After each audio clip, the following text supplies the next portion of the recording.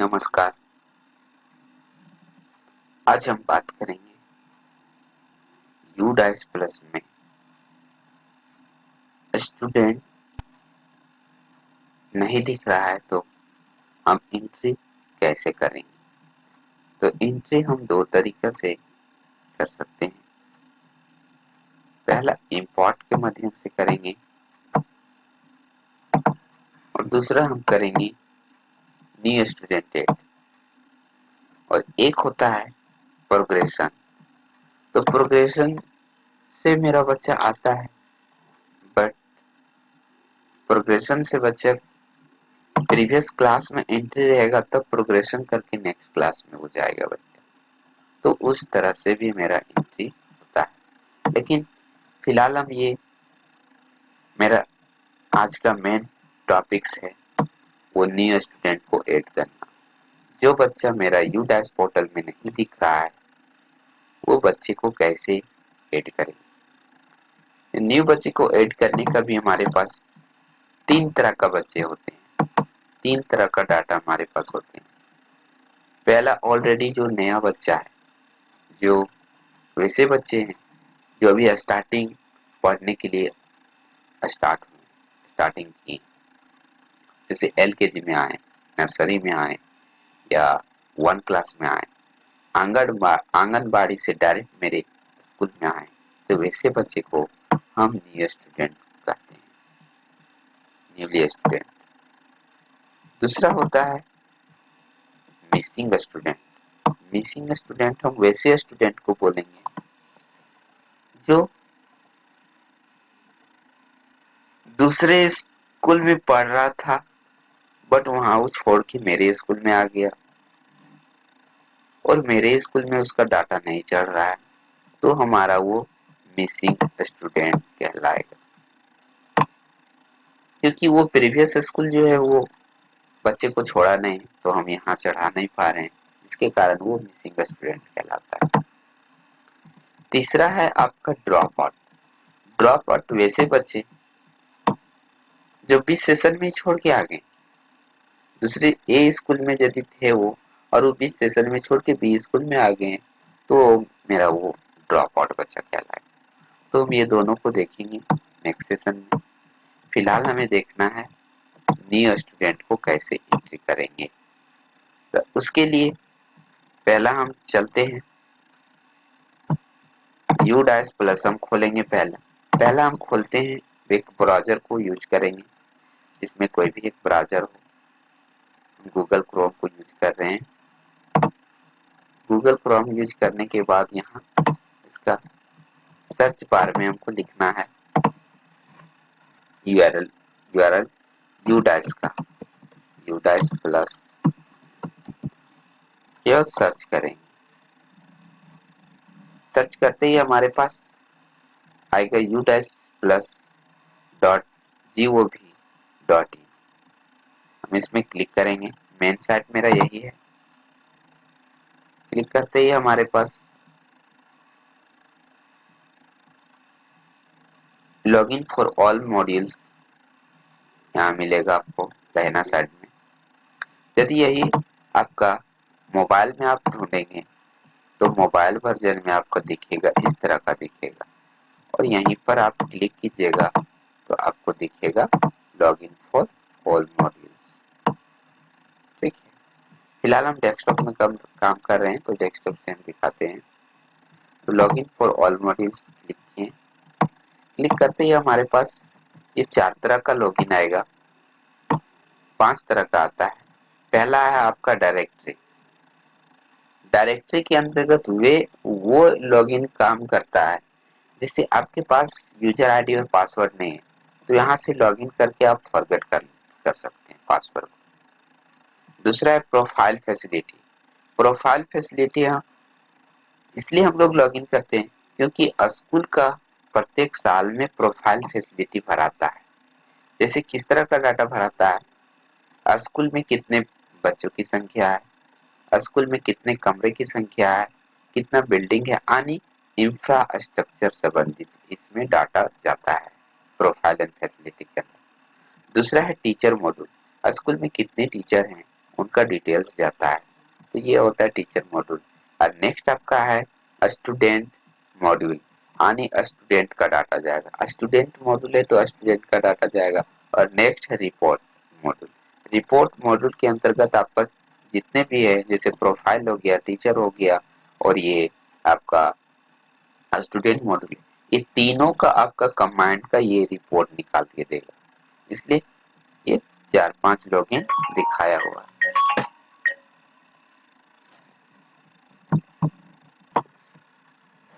अब हम यहाँ पर सेलेक्ट स्टेट, तो सेलेक्ट स्टेट को हम यहाँ झारखंड सेलेक्ट करते हैं। स्टेट मेरा झारखंड है। इसके बाद गो में क्लिक करेंगे। गो में क्लिक करते ही हमारे पास लॉगिन का डैशबोर्ड खुलेगा। लॉगिन का डैशबोर्ड खुल गया। अब लॉगिन में हम यूजर आईडी और पासवर्ड डालते हैं। लॉगिन में हम यूजर आईडी और पासवर्ड डाल देते हैं। यूजर आईडी डालते हैं,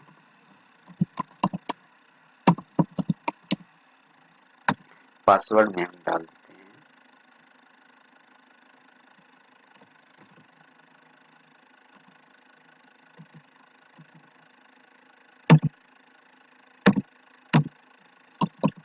उसके बाद कैप्चर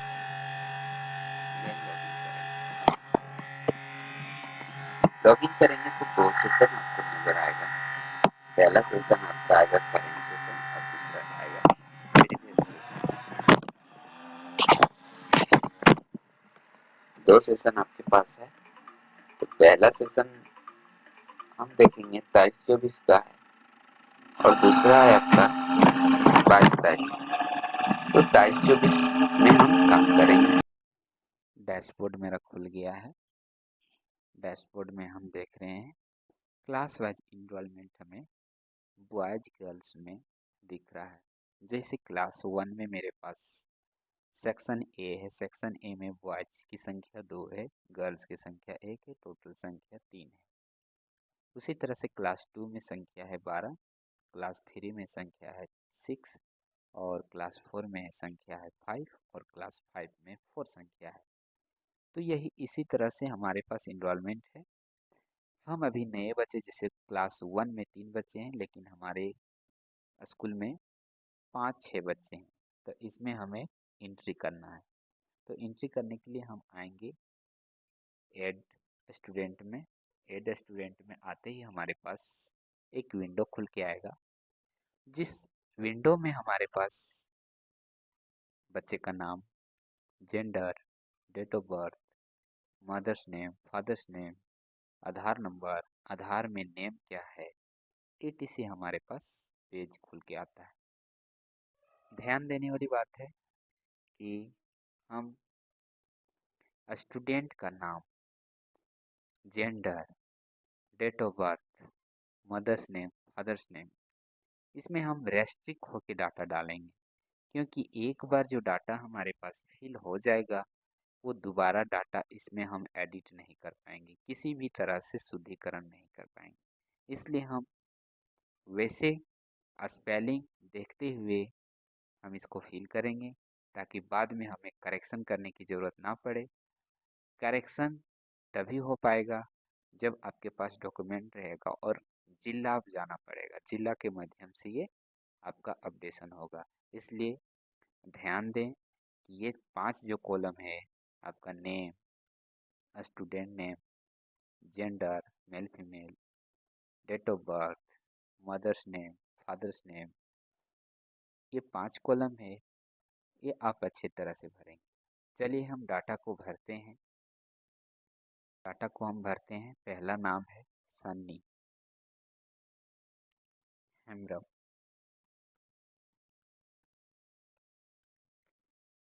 मेल है। इसका डेट ऑफ बर्थ है 1/1/2018, 01/01/2018। Student state code. Student state code वो कोड होता है जो ई विद्यावाणी में बच्चे का स्टूडेंट आईडी जनरेट होता है, वो यहाँ स्टूडेंट स्टेट कोड होता है। ये रिक्वायर्ड नहीं है, हमारे पास ऑप्शनल है। यदि स्टूडेंट का ई विद्यावाणी का स्टूडेंट आईडी है तो डाल सकते हैं, नहीं है तो कोई बात नहीं है। उसके बाद हम डालेंगे मदर्स नेम। मदर्स नेम आपका है बहामुनी देवी।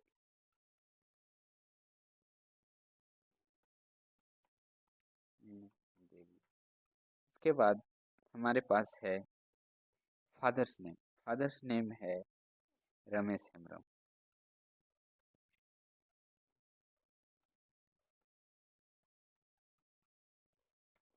नेक्स्ट हमारे पास है गार्जियन नेम। गार्जियन नेम ये रिक्वायर्ड नहीं है, ऑप्शनल है, डाल सकते हैं नहीं भी डाल सकते हैं।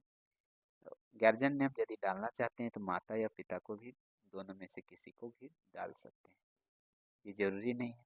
उसके बाद है हमारे पास रिक्वायर्ड डाटा है आधार नंबर। यदि बच्चे का आधार नंबर है तो हम एंट्री करेंगे।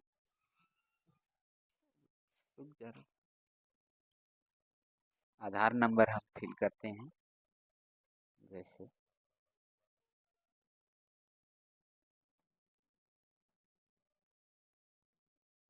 देखिए, यदि हम रॉन्ग आधार नंबर डालेंगे तो हमारे पास रॉन्ग डिटेल्स यहाँ ब्लैंक होगी, क्योंकि ये आधार से जाके वेरीफाई होता है। इसलिए जो भी डालेंगे करेक्ट आधार नंबर डालेंगे। और यदि बच्चे का आधार नहीं बना है तो उसके लिए डिफ़ॉल्ट वैल्यू आपका 99 है। 99 फिल करते ही हमारे पास ये कॉलम जो है नेम एज आधार, नेम आधार में जो नाम है वो ऑटोमेटिकली डिजेबल हो जाएगा। यदि करेक्ट आधार रहेगा तो यहाँ आधार में जो नाम है बच्चे का वो फिल करेंगे।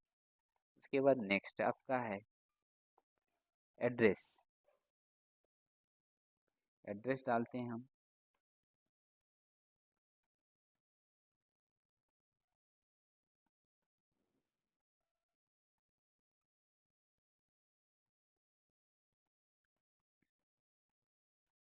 उसके बाद है पिन कोड।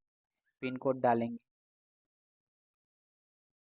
नेक्स्ट है हमारे पास स्टूडेंट का मोबाइल नंबर। मोबाइल नंबर भी ये रिक्वायर्ड है, इसलिए पेरेंट्स का मोबाइल नंबर कंपलसरी रखेंगे। मोबाइल नंबर डालना अनिवार्य है, तो मोबाइल नंबर हम डालते हैं।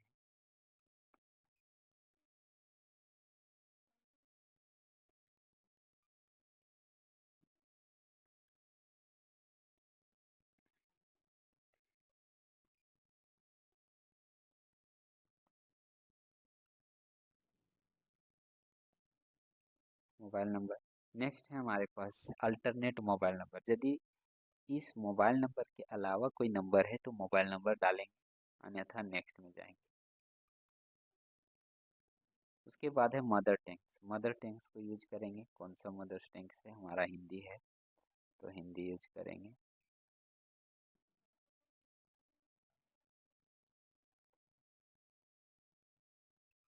हिंदी लेते हैं। नेक्स्ट हमारे पास है सोशल कैटेगरी। वैसे कैटेगरी जो जाति कोटि से आता है, जैसे ST SC OBC, तो ये हमारा है ST के अंदर है तो ST लिए। उसके बाद मैंडेटरी।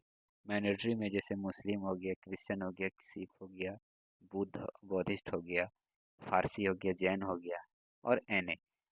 बाकी जितना भी आता है वो NA के अंतर्गत आता है। नेक्स्ट हमारा BPL। BPL वैसे बच्चे जो BPL के अंतर्गत आता है उसको BPL S करेंगे, अन्यथा नो करेंगे। तो ये BPL में आता है तो इसलिए हम BPL को S कर दिए।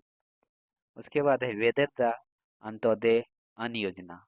यानी जो राशन कार्ड होता है वो 3 तरह का होता है। पहला आपका है व्हाइट कार्ड, दूसरा है PH और तीसरा है अंत्योदय। तो ये यदि अंत्योदय के अंतर्गत आता है तो यस करेंगे, अन्यथा नो करेंगे। तो ये अंत्योदय वाला है तो यस कर दिए। उसके बाद EWS whether the belong disadvantage group के अंतर्गत जो आता है इसको नो करेंगे, नो कर दिए।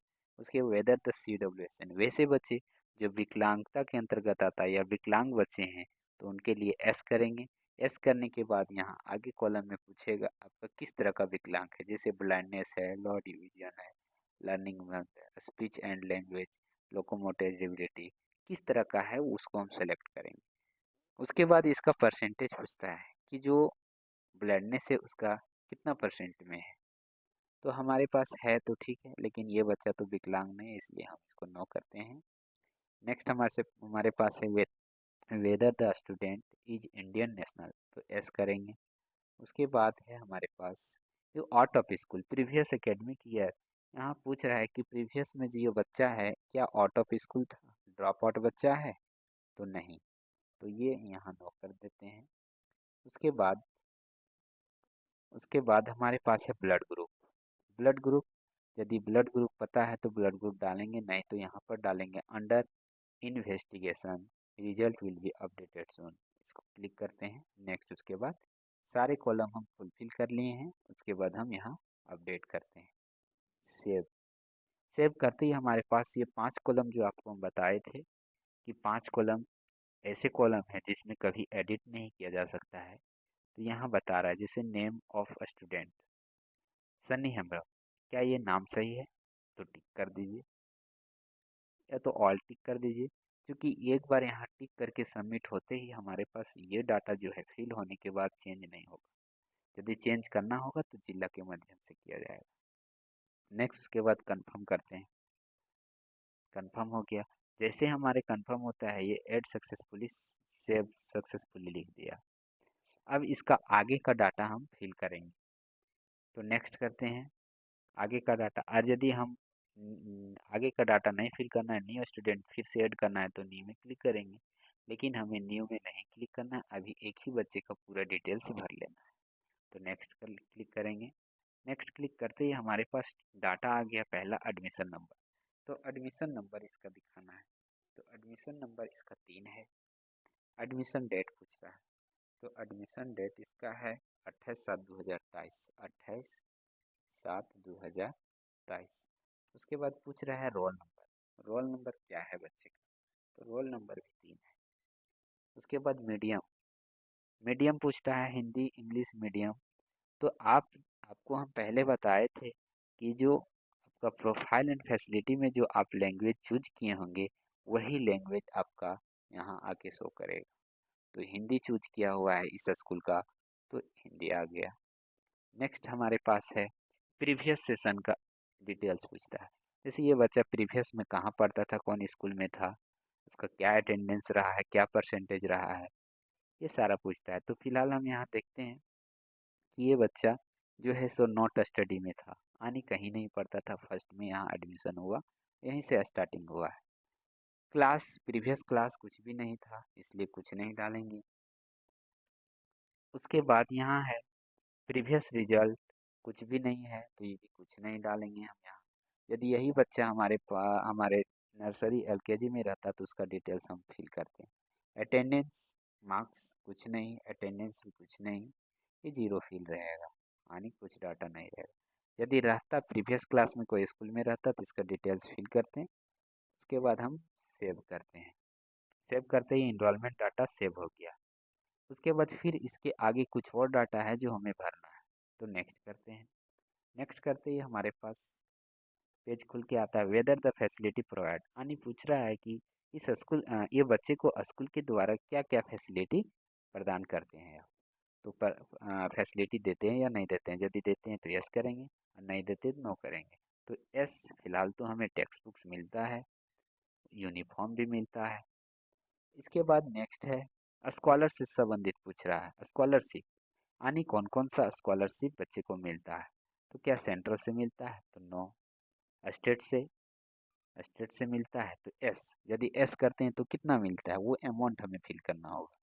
लेकिन फिलहाल तो हमें इस बच्चे को स्कॉलरशिप नहीं मिला है, तो नो कर दिए। उसके बाद अदर स्कॉलरशिप मिलता है क्या, ये भी नो कर दिए। इसके बाद यहाँ बोल रहा है facility provide the student case of CWSN, वैसे बच्चे का जो हम विकलांग बच्चे हैं उनको क्या क्या फैसिलिटी मिलता है। तो हम फिलहाल ये बच्चा मेरा विकलांग है ही नहीं, तो इसलिए सारा ये मेरा डिजेबल है। यदि वहाँ हम पीछे वाला सेक्शन में एस करते तो यहाँ मेरा खुल के आ जाता। नेक्स्ट हमारे पास है LDC, किस तरह का वेदर द स्क्रीन स्पेस, तो यहाँ नो कर दिए, ये बच्चा नहीं आता। नेक्स्ट हमारे पास है ASD, ये भी नो होगा। ADHD, ये भी नो होगा। एक हमारा है include the and another extracurricular, activity, extracurricular activity, जैसे एक्स्ट्रा कोई किसी तरह का ये बच्चा एक्टिविटी करता है तो उसके लिए एस करेंगे, अन्यथा नो करेंगे। नेक्स्ट हमारे पास है कि टैलेंटेड बच्चा, वैसे बच्चा जो कुछ कुछ चीज़ों में टैलेंट होता है। जैसे मान लीजिए यहाँ टैलेंट, ये बच्चा टैलेंट है तो किस चीज़ में टैलेंट है, एस कर दिए। जैसे हम एस करेंगे इसके पास टैलेंट में क्या क्या टैलेंट है, जैसे मैथ से संबंधित उसके अंदर टैलेंट है तो मैथ का लेंगे। यदि स्पोर्ट में है तो स्पोर्ट को लेंगे, यदि आर्ट में है तो आर्ट को लेंगे, या तो साइंस में है तो साइंस में लेंगे, या तो फिर टेक्निकल है तो टेक्निकल लेंगे। लेकिन ये बच्चा अभी हमारे पास वैसा कोई टैलेंट नहीं है इसके पास, तो हम यहाँ नो कर दिए। नेक्स्ट हमारे पास है एनसीसी, वैसे बच्चे होते हैं जो 9th या 10th के लिए, 9th 10th के बाद ये एनसीसी होता है, तो अभी फिलहाल ये नो कर दिए। ये डिजिटल डिवाइसेस जैसे मोबाइल वगैरह चलाने का कैपेबल है या नहीं है, इसके विषय में पूछता है तो यहाँ हम नो कर दिए। नेक्स्ट हमारे पास है बच्चे का हाइट और वेट पूछता है, तो हाइट हम दे देते हैं, हमारे पास इसका रिकॉर्ड है 1, 1, 2, 3, और वेट है इसके पास 26 kg। उसके बाद हम नेक्स्ट करते हैं, नेक्स्ट करते ही हमारे पास फैसिलिटी डाटा सेव हो गया। उसके बाद फिर नेक्स्ट करते हैं आगे डाटा क्या पूछता है। देखिए आगे डाटा जितना भी हम फिल किए वो सारा यहाँ फिल होके आ गया, ऑल डिटेल्स हमारे पास आ गया है। उसके बाद हम यहाँ से कंप्लीट डाटा में क्लिक करेंगे, क्लिक करते ही हमारे पास आर यू श्योर का ऑप्शन आएगा। उसके बाद डैशबोर्ड के अंदर चले गए हैं, डैशबोर्ड में देखते हैं हम जाके, डैशबोर्ड में जाके देखते हैं, क्लिक किए डैशबोर्ड, देन अभी तक हमारे पास 1 में 3 बच्चा ही दिख रहा है, लेकिन ऑलरेडी हमारे पास आ गया है डाटा। ये जो डाटा है वो 3 से 4 घंटे में अपडेट होता है, इसलिए अभी यहाँ शो नहीं कर रहा है। फिलहाल हम देखते हैं व्यू एंड मैनेज के अंदर, व्यू एंड मैनेज के अंदर देखते हैं, देखिए हमारे पास डाटा आ गया है। इसमें जीपी, ईपी और एफपी भी कंप्लीट हो गया है साथ ही साथ। Thanks for watching video, video को शेयर करें एंड कमेंट करें, अपने दोस्तों को शेयर करना ना भूलें।